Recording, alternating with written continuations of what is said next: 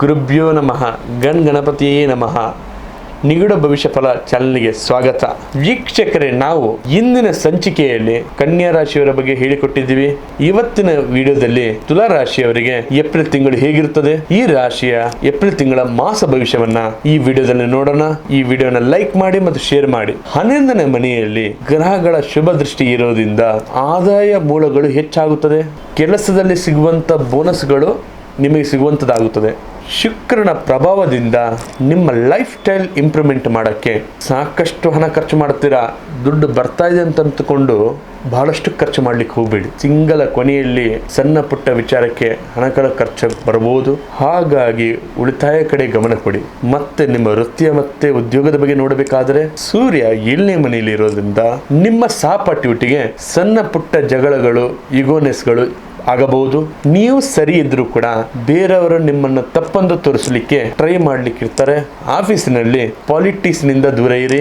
ನಿಮ್ಮ ಕೆಲಸವನ್ನು ನೀವು ಪರ್ಫೆಕ್ಟ್ ಆಗಿ ಮಾಡಿದ್ರೆ ತಿಂಗಳ ಕೊನೆಯಲ್ಲಿ ಒಳ್ಳೆ ಫಲಿತಾಂಶ ಸಿಗುತ್ತದೆ. ಮತ್ತೆ ಯಾರೆಲ್ಲ ಬಿಸ್ನೆಸ್ ಮಾಡ್ತಾ ಇದ್ದೀರಾ, ಬಿಸ್ನೆಸ್ ಮಾಡೋರಿಗೆ ಒಂದು ಸುವರ್ಣ ಅವಕಾಶ ಅನ್ಬೋದು. ನಿಮ್ಮ ಪಾರ್ಟ್ನರ್ ಜೊತೆ ಸೇರಿ ಮಾಡುವಂತ ಹೊಸ ಪ್ಲಾನ್ಗಳು ಸಖತ್ ವರ್ಕೌಟ್ ಆಗಬಹುದು.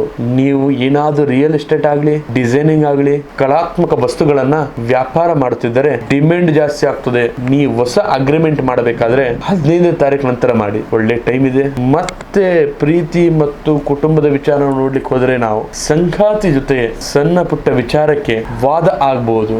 ನಿಮ್ಮ ನಡುವಿನ ಪ್ರೀತಿಯಲ್ಲಿ ಜಾಸ್ತಿ ಮಾಡುತ್ತದೆ. ನಿಮ್ಮ ಮನೆಯಲ್ಲಿ ಹೊಸ ವಸ್ತುಗಳನ್ನು ತರಬೇಕಾದ್ರೆ ಸಾಕಷ್ಟು ಚರ್ಚೆ ಮಾಡುತ್ತೀರಾ. ಮಕ್ಕಳ ಕಡೆಯಿಂದ ನಿಮಗೆ ಒಳ್ಳೆಯ ಸುದ್ದಿ ಸಿಗುತ್ತದೆ. ಮತ್ತೆ ನಿಮ್ಮ ಆರೋಗ್ಯದ ವಿಚಾರ ನೋಡೋದಾದ್ರೆ ಸೊಂಟದ ಸಮಸ್ಯೆ ಇರೋದನ್ನು ಸ್ವಲ್ಪ ಜಾಗೃತವಾಗಿರಿ. ಹೊರಗಡೆ ಆಹಾರವನ್ನ ಕಡಿಮೆ ಮಾಡ್ಕೊಳ್ಳಿ. ಮಾನಸಿಕವಾಗಿ ರಿಲ್ಯಾಕ್ಸ್ ಆಗಬೇಕಂದ್ರೆ ವಾರದ ಅಂತ್ಯದಲ್ಲಿ ಸ್ವಲ್ಪ ಮ್ಯೂಸಿಕ್ ಅನ್ನು ಕೇಳಿ. ನೀವು ಪ್ರತಿ ಶುಕ್ರವಾರ ದಿನ ಅನ್ನಪೂರ್ಣೇಶ್ವರಿ ದೇವಸ್ಥಾನಕ್ಕೆ ಭೇಟಿ ಕೊಡಿ. ದೇವರಿಗೆ ಬಿಳಿ ಬಣ್ಣ ಹೂವನ್ನು ಅರ್ಪಿಸಿ. ಮನೆಯಲ್ಲಿ ನೀವು ಯಾವಾಗಲೂ ಹೂ ಹಾಕಿ ಅಗರಬತ್ತಿ ಹಚ್ಚಿ ಓಂ ಶುಂ ಶುಕ್ರಾಯ ನಮ ಎಂದು ಪಠನೆ ಮಾಡಿ. ಇದಾಗಿತ್ತು ತುಲಾ ರಾಶಿಯವರ ಏಪ್ರಿಲ್ ತಿಂಗಳ ಭವಿಷ್ಯ. ಈ ವಿಡಿಯೋ ನಿಮಗೆ ಇಷ್ಟವಾದರೆ ಲೈಕ್ ಮಾಡಿ ಮತ್ತು ಶೇರ್ ಮಾಡಿ. ಹಾಗೆಯೇ ನಿಮ್ಮ ಜೀವನದಲ್ಲಿ ಎಂಥ ಕಠಿಣ ಘೋರ ಸಮಸ್ಯೆ ಇದ್ರೂ ಕೂಡ ಡಿಸ್ಪ್ಲೇಲಿ ಕಾಣ್ತಕ್ಕಂಥ ನಂಬರಿಗೆ ಕರೆ ಮಾಡಿ ಪರಿಹಾರ ಪಡೆದುಕೊಳ್ಳಿ. ಧನ್ಯವಾದಗಳು.